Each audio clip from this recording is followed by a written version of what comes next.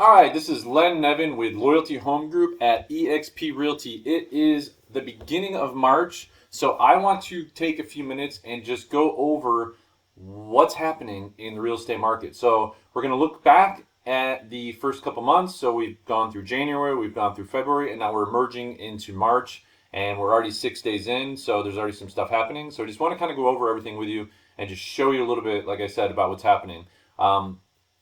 The biggest news that we've had really is the lack of movement on rates. So hopefully we're going to start to see some movement on that soon, but we'll get to that here in a minute. So let's dive in. I'm going to show you my screen here in a second, and I'll show you a little bit about what we're looking at.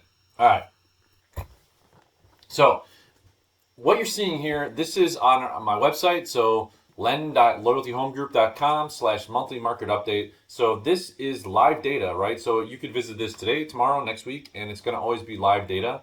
And we pulled the information from this source called Cromford Report. So the Cromford Report is probably the best place to get data related to the real estate market here in the Phoenix metro area. It pulls all the data, runs the numbers, does everything for us, and keeps us up to date. So we pay a subscription for this, which allows us to put it on our website. So long story short, let's look first at active listing counts, right?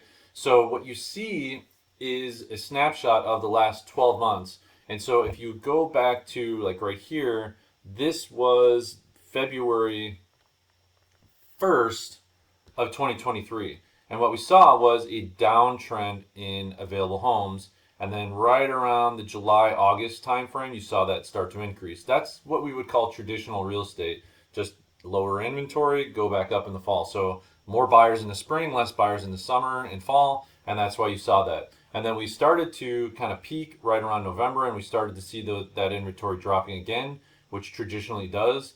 However, right around the beginning of the year, we saw rates were starting to go down, and then they shot back up, and that re-ate into our inventory. So right now we're in what we would call a non-traditional spring market right now, where we've seen not a lot of crazy movement in pricing, not a lot of crazy movement in a downturn in sales. But however, if you look at the last 3 weeks, when it was doing this, it seems to be flatlining. And my anticipation is that by the end of March, you'll actually start to see that downtrend again, just based on what I'm seeing. And I'll give you some reasons why here in a minute. So that's the active listed current count. We're at 15,000 homes roughly. A healthy market here in Phoenix should be over 20,000 homes where there's a good balance. So we're definitely far off from balance at 15,000 homes. We didn't see too much pressure down on pricing until you don't see a lot of pressure downward on pricing until you break that 20,000 mark, really. So those who are saying, look, I'm waiting for the market to crash, you need to watch inventory and watch it hit. It's got to break 18, 20,000 before you start to see any downward pressure on pricing. And as you can see, it looks like it's moving towards, I think it's going to head back down. So that's that. Listings under contract. This is the real big one to watch because you can watch inventory. You can ask yourself two questions. Is inventory moving up because there's more people selling? Or is it moving down because more people are buying? What's going on? And so what you can see is that since the beginning of the year, we've seen a decent spike in sales, right? So it's going up as it traditionally does, right? So you can see 21, 22, 23, 24, boom, boom, boom, boom, up, up, up. And ironically, this week here, it drops every single stinking year. It's hysterical to see that happen. What you can see so far, though, is we are not selling the same amount of homes as we were a year ago. There was more sales last year. And last year we were saying, wow, we're not selling as many homes as we were the year before. And the year before we were saying we're not selling as many. So we've seen, this is the third year in a row where we've consistently seen a downtrend in units. And that's just because a lot of it's interest rates. I mean, there's no ifs, ands, or buts about it. It's interest rates that are causing less people to not only want to buy, but be able to buy. So, but when you see, okay, well, if all these homes are being gobbled up and inventories continue to grow, how is that happening? It's because it's not happening where every house goes on the market and two come off. It's been like one house hits the market and like 0.75 come off. And so it's been slowly climbing, and it's not being eaten up at the same pace that it's been going on. But I think we're at that flat line where you're going to start to see one on, one off, one on, one off, and then one on, 1.5 off, one on, two off. So we'll keep an eye on it, see what happens. This is the sales year to date measurement, and you can see, I mean, it's almost identical when you see this to last year. Like I said, I mean, you look at this report, very similar. This report, very similar. So as of 3/4/2024, 10,067. Last year was 10,482. So we're only off by not much. I mean, we're only off by 700 homes. So my hope is that we'll see that start to kind of climb above last year.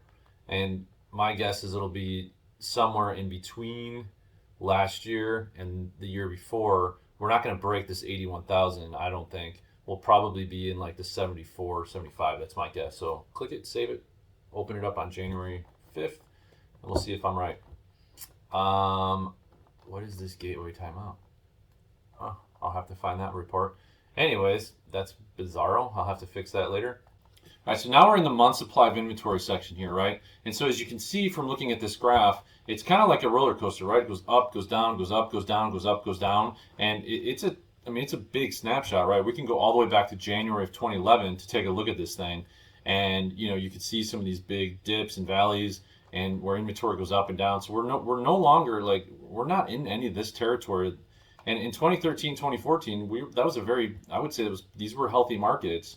These are just, this is more like normal. And this is why when you kind of erase these years right here, it should look like a little bit more normal.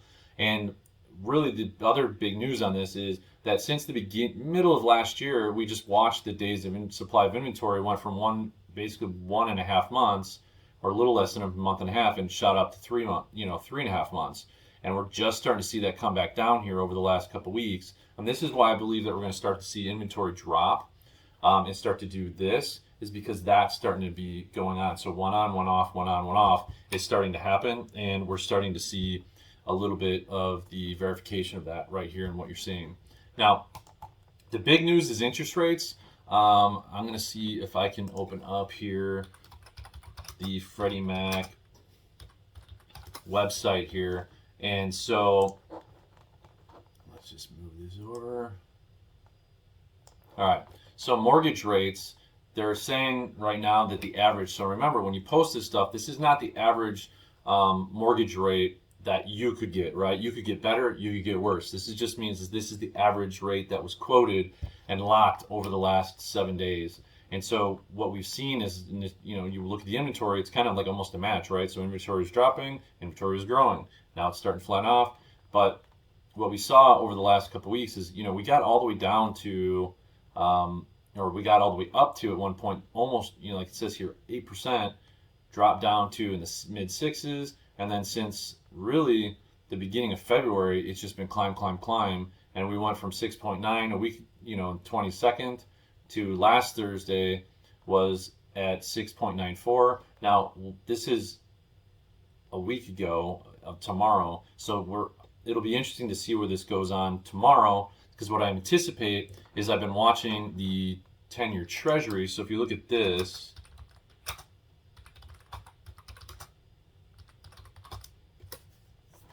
this has been kind of doing, it's been a little bit more favorable, I guess you would say, than it was a week ago. So this is the 10-year Treasury. This is a 1-year snapshot.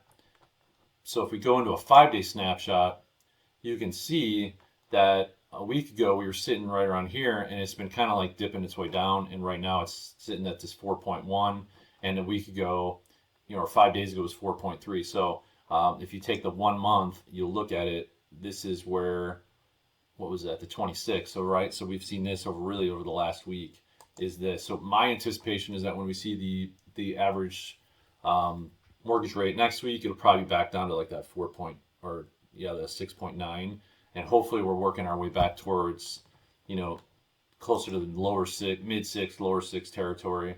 And obviously the conversation, the Fed's talking today, there's all sorts of meetings going on. We want to see what's going to happen with the Fed dropping the rates.